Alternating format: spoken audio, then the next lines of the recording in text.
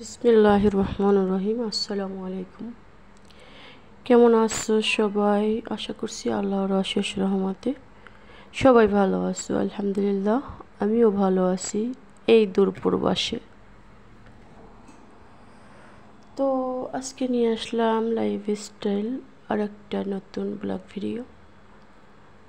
আশা করছি ভালো লাগবে,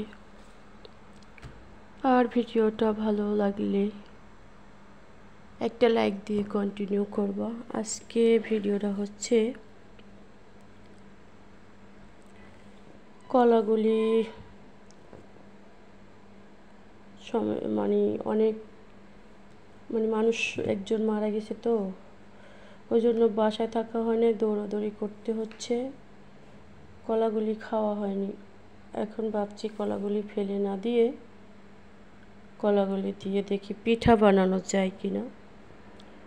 তো এত সুন্দর নরম তুলতুলে পিঠা, কলা দিয়ে বড়া পিঠা, একবার বানিয়ে খেয়ে দেখতে পারো, ভালো লাগবে।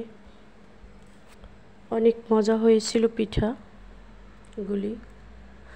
আমি খেয়ে তারপরে ভয়েস দিচ্ছি।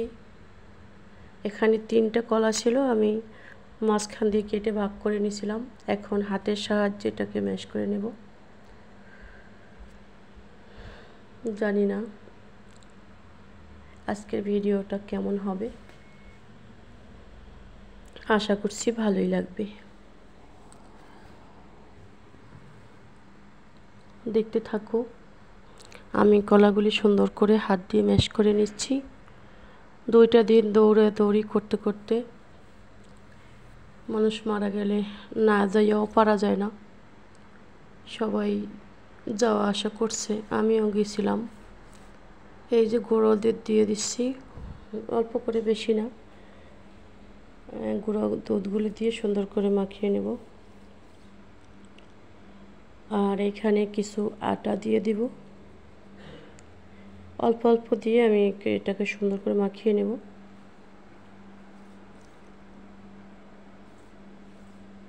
পিঠাগুলি আসলেই খেতে অনেক মজা হয়েছিল। আর আজকে তেমন বেশি কিছু ভিডিওতে নাই, এটাই শেয়ার করবো আর কি। আজকে আর মরা বাড়িতে যাব না। আজকে বলে দিছি যে আজকে আমি যাব না। প্রতিদিন যাওয়া আসা ভালো লাগে না। আবার কালকে আবার আমাদের বাঙালি এক আপু আসছিল, ওনার সাথে কথা বলছি, ভালোই লাগছে আর কি। সময়টা মোটামুটি ভালোই কাটছিল। তবে আমি তো আর এদেশের খাওয়া দাওয়া তেমন পছন্দ করি না, যেহেতু ঝাল টাল কিছু দেয় না। আর আমরা বাঙালি যেহেতু, ঝাল ছাড়া তো কিছু বুঝেই না, তাই না? এই তো তেলটা এখন ঢেলে দিচ্ছি। এটা হচ্ছে অলিভ অয়েল তেল। তো সেটা দিয়ে এখন গরম হওয়া পর্যন্ত অপেক্ষা করব। 5 মিনিট লাগবে না, 2-1 মিনিটই হয়ে যাবে। এটাও লাগে না, প্রথমেই ছোট ছোট করে দিচ্ছি, কারণ কীরকম হয় দেখছি আর কি।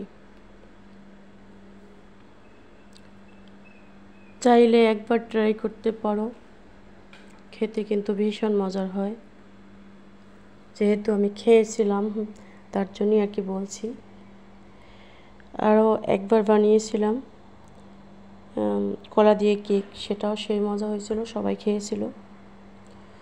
আজকে বাসায় রান্নাবান্না নাই, দেখি কি করা যায়। ছোট ছোট করে আমি দিয়ে দিচ্ছি। আমাদের ভাষায়, আমাদের দেশে বলে বড়া পিঠা। তো আসার সময় খেয়েছিলাম, ছোটো ভাইয়ের বউ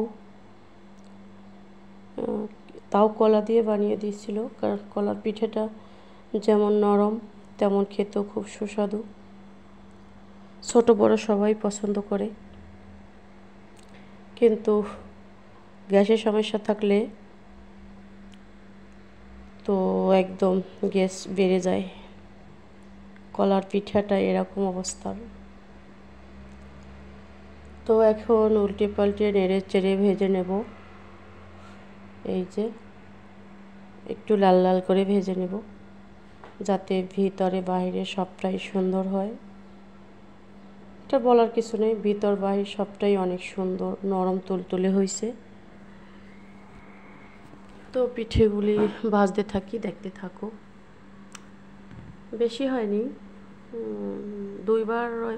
দুইবারে দিয়েছিলাম।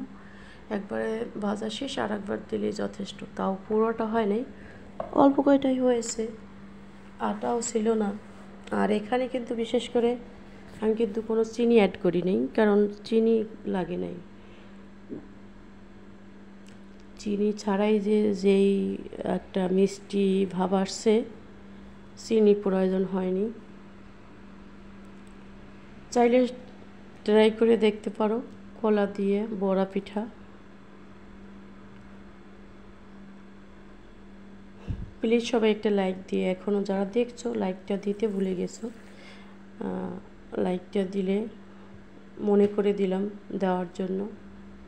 এই যে আমার পিঠা কিন্তু হয়ে গেছে, দারুণ স্বাদের কলা দিয়ে বড়া পিঠা।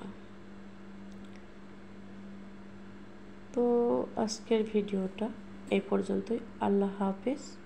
আসসালামু আলাইকুম ওয়া রাহমাতুল্লাহি ওয়া বারাকাতুহু।